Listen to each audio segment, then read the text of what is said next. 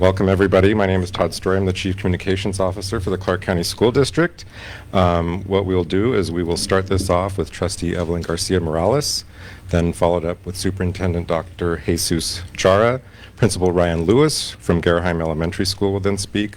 Then we'll turn it over to Chief Blackeye, and then following Chief Blackeye, we'll hear from District Attorney Steve Wolfson.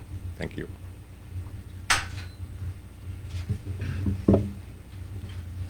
Good morning.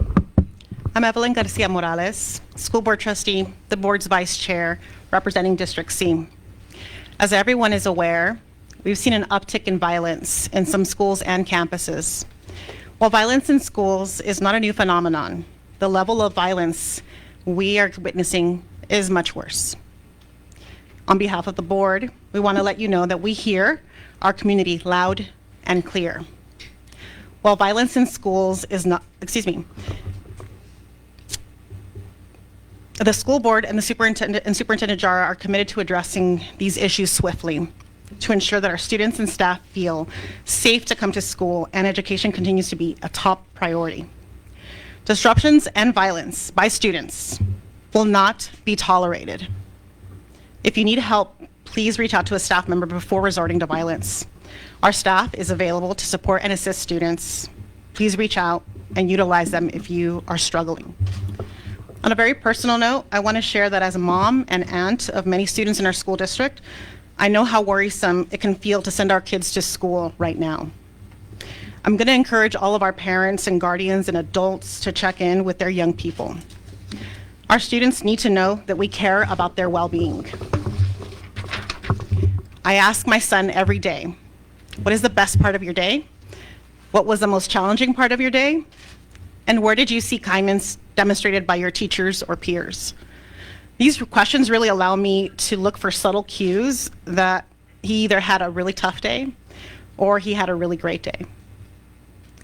Well, I don't know what it's like to be a young person today, and neither of us, nobody in this room does really.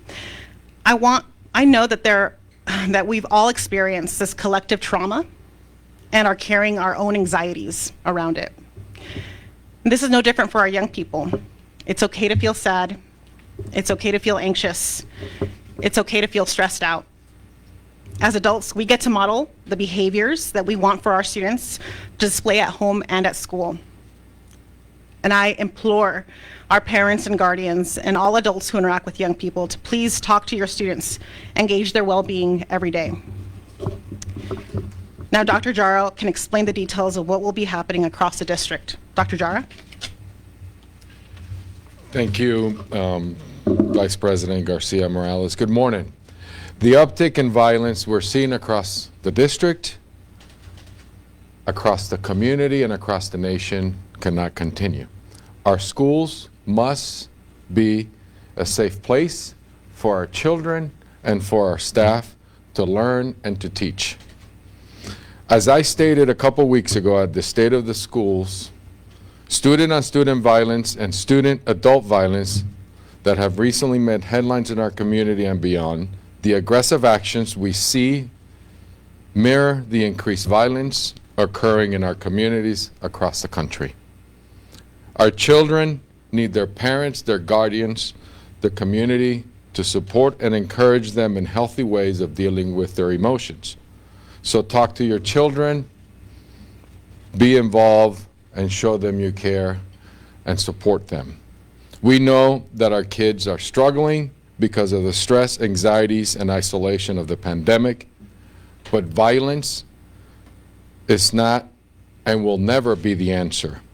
We must view our classmates, teachers, staff, parents, administrators through a lens of shared hardships and struggles to get through this. Should students and adults resort to violence on our campus, we will remove them and hold them accountable according to our discipline code of conduct. Conversations have been going on for a couple weeks across the district, our staff. I can't thank enough our principals who are here and others, our principal leads that I have been in conversations with to address the needs of our students. So thank you for your leadership as we have been dealing with what's going on our campuses. Principals will work with their staff to continue to facilitate discussions and remind our students of the student code of conduct. So let me give you some of the details. If students violate the student code of conduct, it will be clear what consequences they will be responsible for. Any physical altercation will be added as a disciplinary infraction. Fighting is a major infraction on campus. Fighting that results in significant campus disruption will be a recommended expulsion from school. All major disciplinary infractions will result in a recommended expulsion with removal from a comprehensive school campus, with an opportunity for re-engagement. Battery to staff or students resulting in a criminal citation and distribution of controlled substances. Students recommended for expulsion for any major disciplinary infraction will be referred to the following: our academic centers, Nevada Learning Academy, the Lighthouse, and Acceleration Academy. We must continue to provide a free and public education, but it doesn't have to be on our comprehensive schools. Students committing these infractions will require re-engagement and rehabilitation. We also know that zero tolerance does not work. We have to take care of our children, our precious asset in this community. So we have to find ways to re-engage them, involving their parents and guardians in their re-engagement process. Monitoring their academic progress, their positive attendance, completing the harbor, participating in restorative practices and services, and anger management. Students requiring re-engagement will receive support from our student success coordinators, from our counselors, our social workers, our mental health services, our parent participation, and continue this cross-school collaboration. So starting today, we will reconvene the Expulsion Review Board. Any student in possession of a firearm or any dangerous weapon as defined by NRS will be referred to the Expulsion Review Board, aligned with the District Policy Regulation 5114.2. We are also, again, something that thanks to the leadership in our schools and our facilities, we are going to work, and starting this month, our efforts in securing our campuses to make sure that we provide a single point of entry. We're also working with our elementary school principals and reset centers to make sure that we teach our kids and support them with their emotional issues and express so they can express them properly. Reset spaces will serve to de-escalate and refocus behaviors and engage in restorative practices. We will continue our professional learning. All staff will participate in professional learning emergency procedures, processes aligned to our student code of conduct with our multi-tier system of support. Additional information will be also communicated to our schools in the coming days. Now you'll hear from one of our principals, Mr. Ryan Lewis, president of the principals, actually the Administrators Association, not just principals. Thank you, Ryan. Good morning, everybody. My name is Ryan Lewis. I am the principal of Gerheim Elementary School. I am not only representing my school, but my colleagues here from elementary, middle school, and high school as the president of our association. I wanted to highlight that this year has been a struggle. The struggle is real. We live it every single day. And we wanted to be solution-based in moving forward to helping our community. We acknowledge that we have challenges. We acknowledge that meeting these challenges is not going to be an easy task, but we greatly appreciate the opportunity to collaborate with Dr. Jara and the team to institute some changes, some updates to meet this need. It's going to take some time to do this, but with all of us as a community, we feel like we're up to the task to make that actually happen. And that collaborative process has really been to be solution focused, using community resources, school resources to make a difference for our kids, because we see it. We know it's going to be hard, but it's worth it. It's definitely worth it. And with that, moving forward, we think we can make a difference for more children in a positive-based way. Which is what we really need at this point, is swaying away from the negative and also focusing on the positive and what we can do to support these kids. The last 2 years, we were just mentioning before, has taken a toll that's going to take a couple more years even to come out of. They are really struggling with issues that are unprecedented, so we have to look at it from a different lens to help make that happen. So I appreciate the efforts that Dr. Jara and team are making in collaboration with us to making the building level safer, more productive, and positive outcomes for them in the future. So thank you. Chief Blackeye. Good morning. Mike Blackeye. I'm the Chief of Clark County School District Police Department. This school year, so far, we've had 38 students struck by vehicles on the way to or from school. Several of those have been fatal. We've confiscated 25 firearms on our campuses. That's inside schools.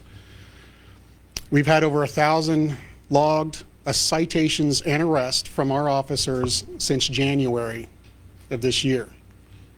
One new ingredient to the school violence that we've been seeing is parents coming onto our campuses, committing acts of violence to students, to staff, and to each other.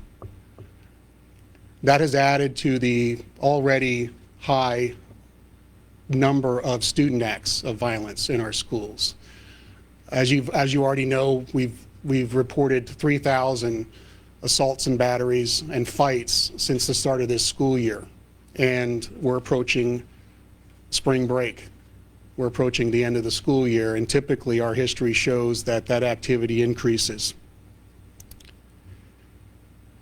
We're asking, urging parents to talk to their students, to their children, ask them what's going on in social media, check their social media accounts. It seems that since the pandemic occurred, every single person relied on social media.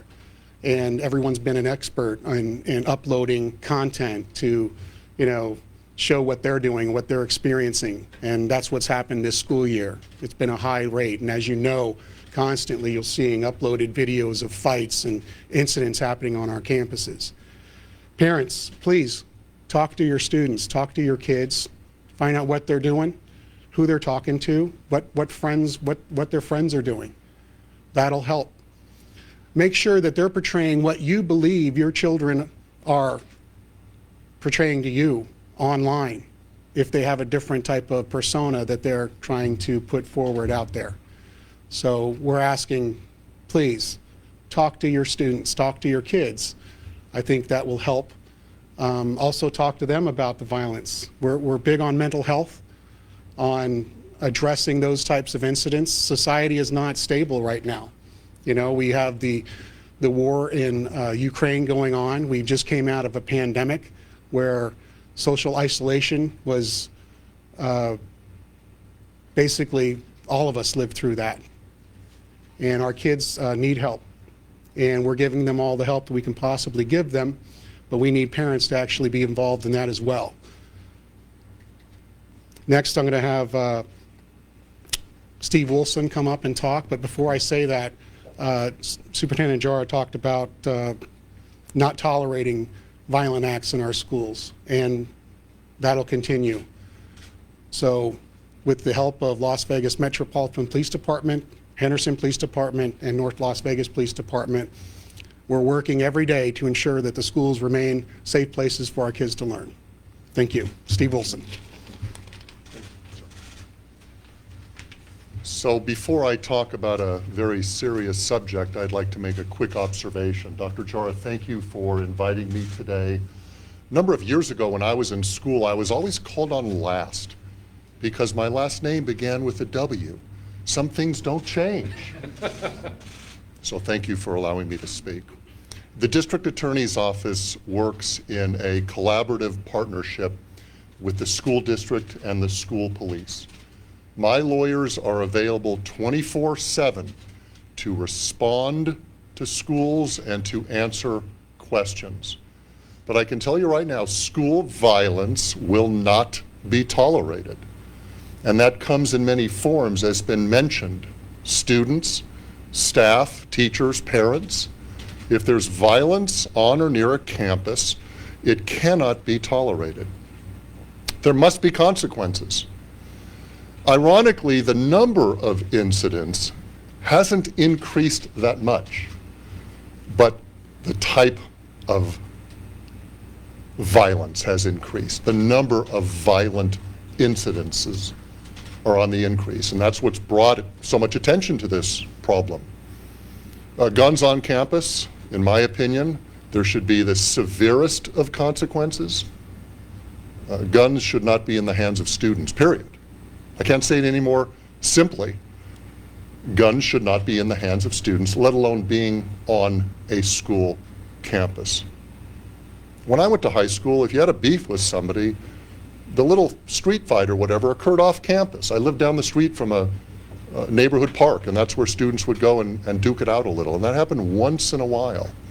Today it's happening literally in the classroom, literally in common areas of the classroom, and it's involving, like I said, teachers and staffers and parents. It's really a remarkable thing what we're experiencing now. As has been said, we're all listening to all of you. We're listening to you teachers, to you police officers, Dr. Jara, because we want to work together to try and change the culture which is apparently in existence on campus. So as far as the district attorney's office is concerned, there will be consequences for violence. But at the same time, as been mentioned, there are some mental health issues going on. The pandemic, the war in Ukraine. I mean, you're right. Our kids are listening to the news and are aware of what's going on. It's a stressful world we live in, no doubt. Can you imagine being a 10-year-old or a 12-year-old or a 15-year-old and trying to understand the war in Ukraine and a pandemic where you had to wear a mask to school for months? Maybe not even go to school. These are tough, unique times. But we're a great community. I've been in this town for 41 and a half years. My children went to school here. So we're working together in a collaborative effort with everybody to hopefully make some positive change. Thank you. Thank you, District Attorney Wilson. We'll take questions if you've got them. I have two questions.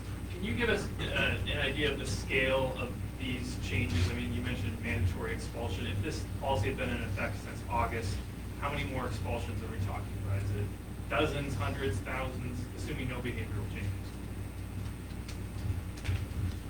Thank you. Mike Barton for the record. Appreciate the question, Victor. I can't predict what the number would have been, but just to give some overview on the expulsion and what the change is at this point in time, there are particular infractions where they potentially used to be discretionary in nature.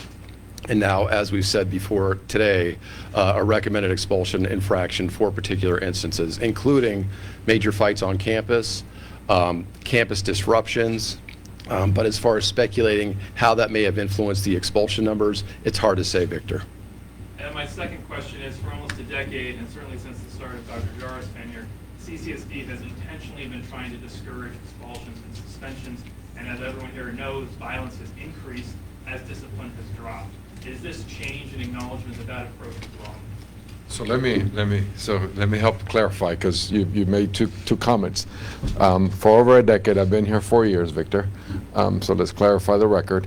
And what I can tell you is this, and I said it in my statement: the zero tolerance that we've had experience in the past, not here but across the country in public schools. Actually, when I was a principal, that does not work.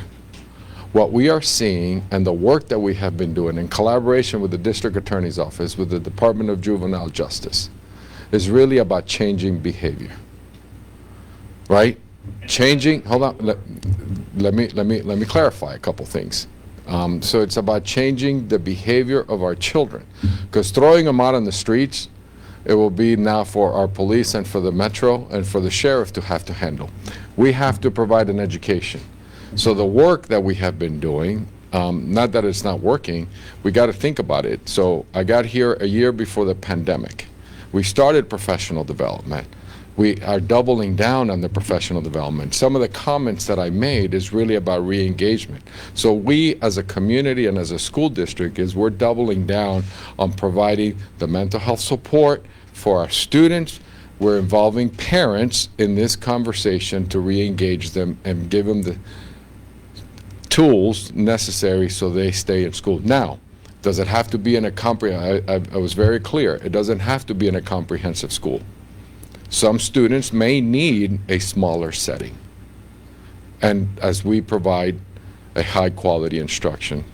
So is it working? No, what I'm saying is that we are going to improve the systems because we have seen it work, but not as a whole when we have 366 campuses. Thank you. Hi, Dr. Dry, just to follow up on that, you know, we have been talking a lot about restorative justice. Yeah. A two-part question. One, I'm hearing that it's not being implemented in some schools and that it could be effective if it is implemented. So can you comment on how we make sure that it is in every school? And then just to go off of that, just some of the changes in discipline in the code of conduct, now some severe, how does that play into, now in what cases would restorative justice be used rather than the expulsion or suspension? So what I can tell you, and I just want to go back and thank our principals, that when Mr. Lewis from the elementary and middle school, Todd Peterson, and also and Anthony, and I know that Tony Rael and Belinda's here. In my conversations with the principals, that's what, 2 weeks ago, I think it was, at our principals meeting, was that we need to do better as a system on professional development on restorative practices, because they do work. So we are now going to continue, and as I say, double down, is to make sure that it's consistent across the board. Again, it's 3 years that we're at this. For folks to say that changing a system that has occurred for over 100 years and change it in 3 years in the midst of a pandemic, that it's perfect, absolutely it's not perfect. I'll be the first one to tell you it's not perfect, but we can't just toss it and not continue the work about changing the behavior so our children can learn. So we're doubling down, so making sure that all schools are providing a consistent support system for students around restorative practices. The second question, I'll let Dr. Barton answer that on some of the specific points. Dr. Barton? Thank you, Dr. Jara. So again, the superintendent made it very clear, restorative justice work takes time. There are restorative practices that are happening and trying to, again, identify a perpetrator, identifying how they can correct that issue.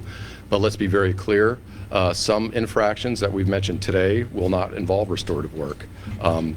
If there is an assault, there aren't restorative measures. But could you repeat the second part of your question? Yeah, I wanted to ask because you talked today about some, like an infraction used to be discretionary, so now some of the rules have changed in the code of conduct. So how does that impact restorative justice, and now what would be such restorative justice? Certain infractions require restorative justice. However, if there is a battery on staff, battery on student leading to a citation, that will be a recommended expulsion, along with re-engagement, getting to the root cause of the student's issue around mental health.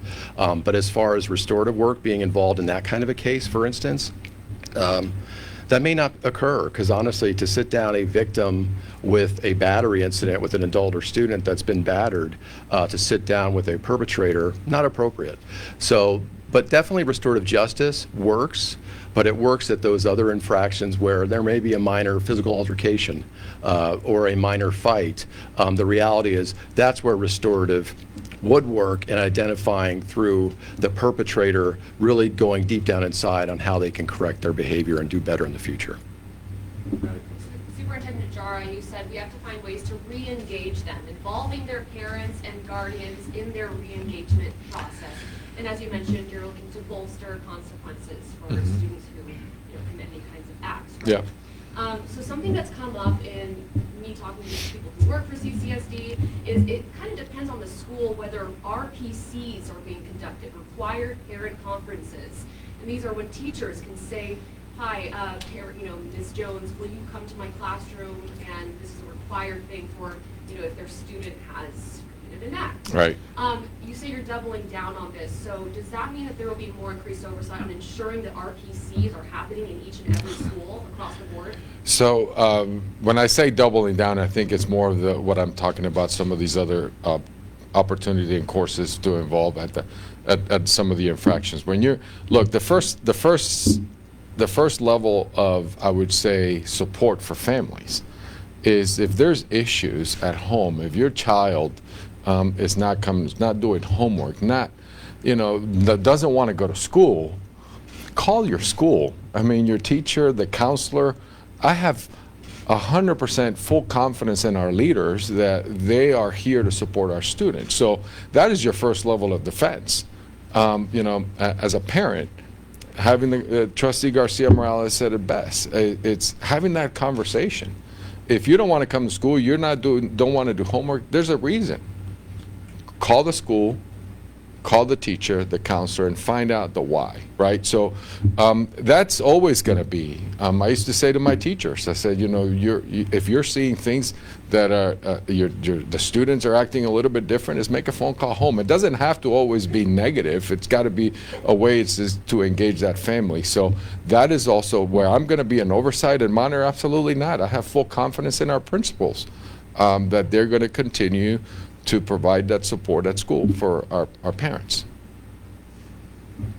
Yes, sir. You talked a lot about some of the changes related to students' behavior, but you also discussed some of the changes that we've seen among parents. Yeah. What kind of efforts are you making in that regard to address that? Well, I can control the 305,000 students. As far as parents, I mean, I think our chief was very clear. I mean, what we're seeing of parents coming onto our campuses, this is why we're all here.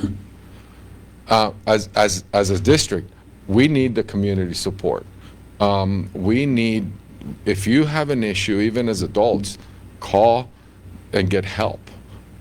You heard the district attorney office, you heard our police officers. There's support here. Let us know so then we're fine. But coming onto a school where children can see that, it just continues to exacerbate the problem. And I think that's where I would ask for parents to go into the community and get the support they need.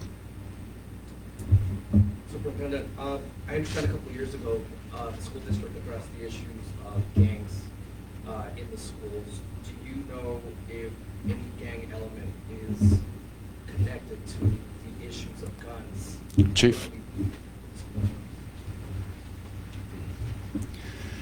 Well, that question can be answered by Lieutenant Brian Zink. We do have a detective assigned to Metro Gang Unit that works directly with them and investigates those incidents. We also are part of the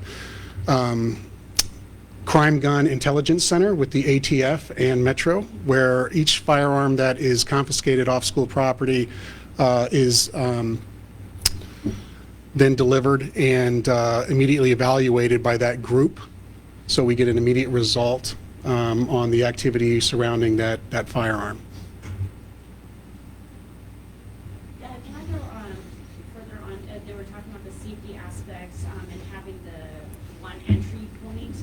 When will that be implemented? And then, a big discussion has been metal detectors. Are there schools with metal detectors, and is that being looked at for other schools as well? So as far as the single point of entry, we've gone through the list, and these are things that our principals have put in work orders, and we got the list. We're going to streamline that, and we're going to fast track it. Our facilities department will start. I have a list of priority schools. We are going to, hopefully, there'll be good news. I don't know if they know yet, but we are going to fund it centrally. Our campuses. It's a central responsibility, so we'll start that work. We're within the next few weeks, right? It just started addressing the one point of entry, and then also our portables that are exposed. Is how do we then put some fencing around our portables to protect our kids? So that's going to start within the next couple of weeks. As far as there's been a lot of discussion about metal detectors. Do you so we do we have okay. So I want to be very clear, and I'll let the experts. I'm not the expert. Our police department is the expert on the metal detectors, and I've been in other places where experts have come in and metal detectors. It's a challenge to get 3,000, 4,000 kids to school on time. The metal detectors that we do have, we use them for football games, but that is not the answer for this right now. We will not be using metal detectors to walk in. This is not about hardening our schools. Our schools need to be inviting and a safe space. For our children. We do have a different strategy. We do random searches. We've had doubled, I would say, our canine, that come into and do random searches across our schools, randomly selected. And we do some of those random searches not only with canine, but then also within our school leaders. So that, and maybe the chief can speak to that, but that seemed to, when we were doing that before COVID, we saw a decrease in the number of guns that we found. So that is the strategy that as superintendent we're going to continue doing.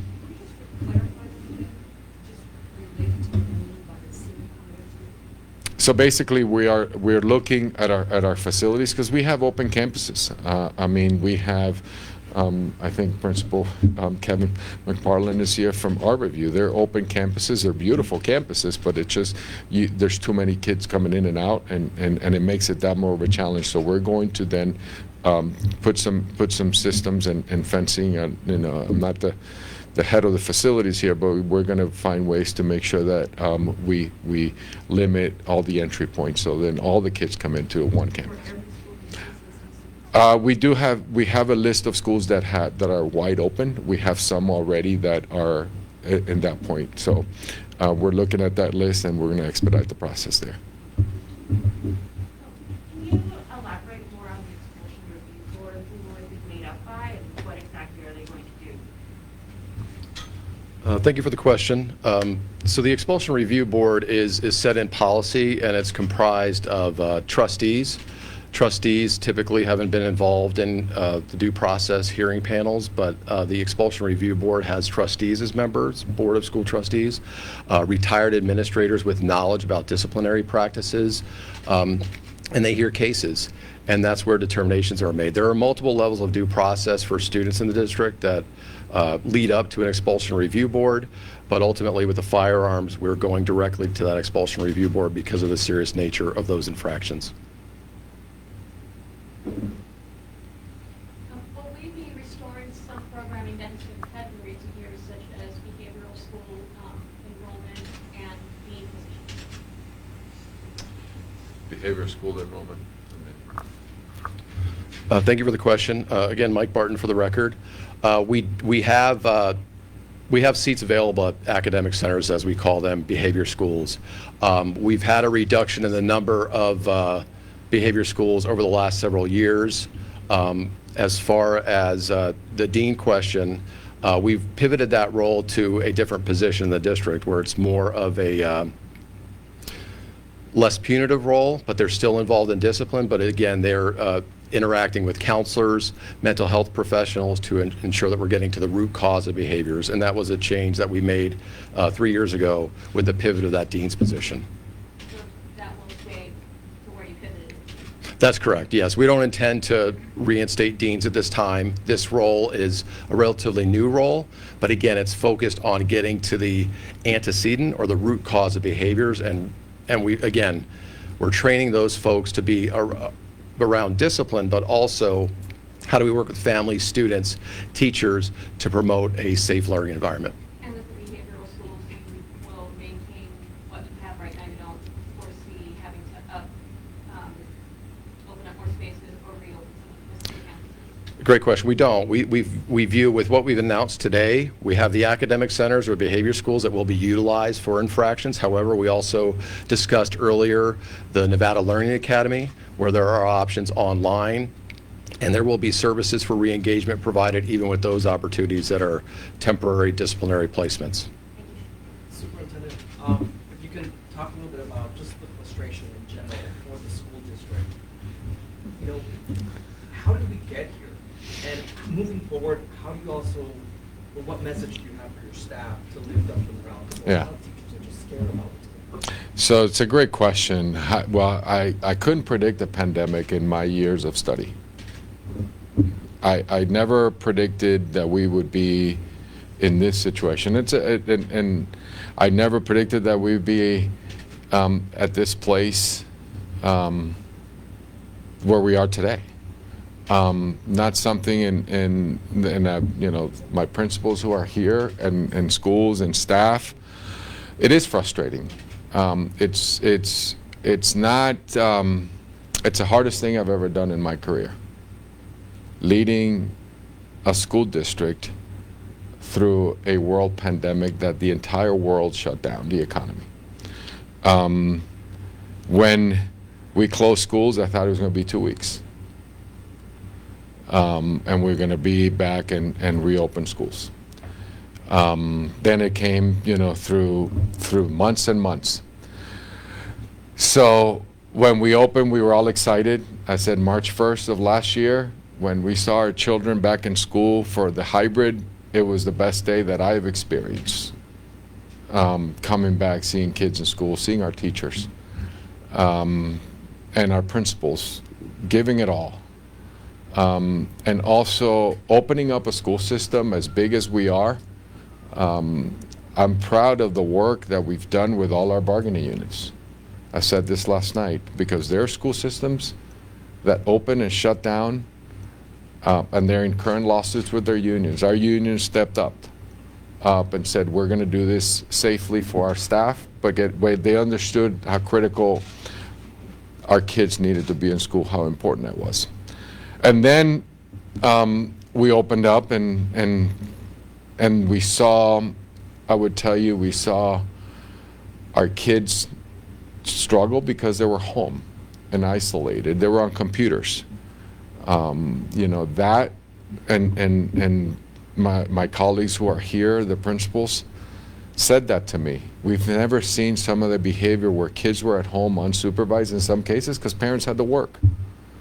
So I couldn't be more proud of, as frustrated as I am and I have been, I couldn't be more proud of working with the leaders to find solutions.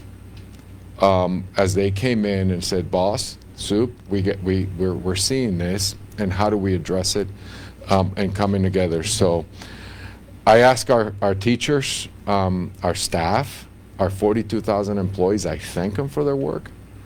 You know, I'm going to tell a little story, because last week I was, actually Sunday, and somebody said, you know, we did and celebrated nurses, we celebrated everybody out in the community. Well, how about celebrating our educators?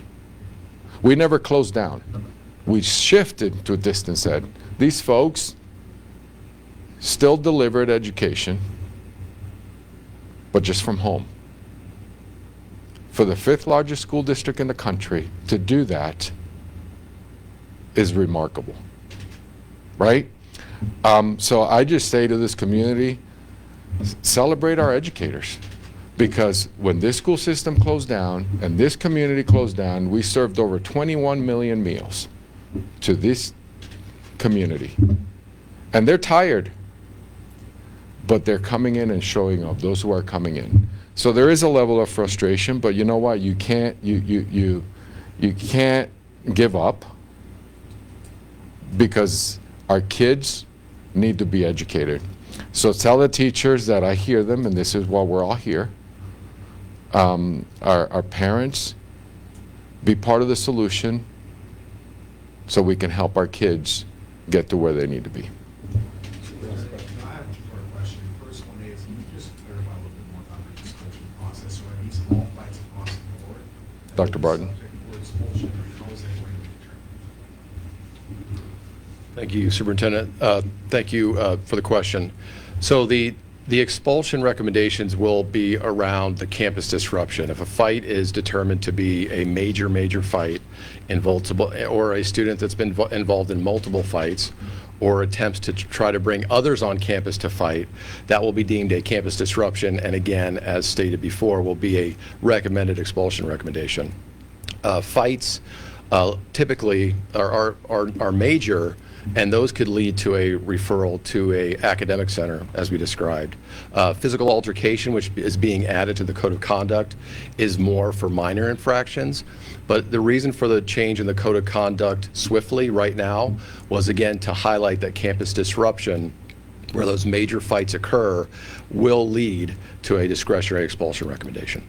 And the second part of that question as well was that several teachers have actually reached out to me and said that they have actually quit from CCSD as a result of not being given proper treatment, and also just there wasn't enough dealing with this violence. Is that true that you guys are also seeing among some of your educators, and this is a common concern you guys are also doing yourselves?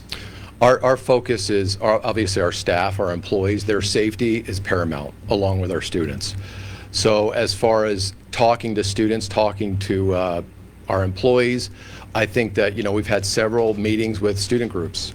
Students have seen this uptick in violent acts, and so what we've learned is that there's this lower level of connectedness on campuses. And again, this is all related to what the superintendent described, our pandemic, school closures.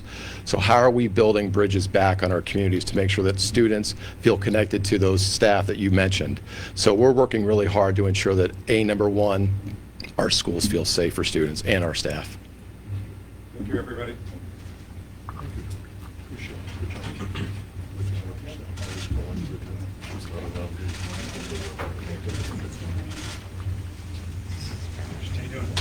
Good.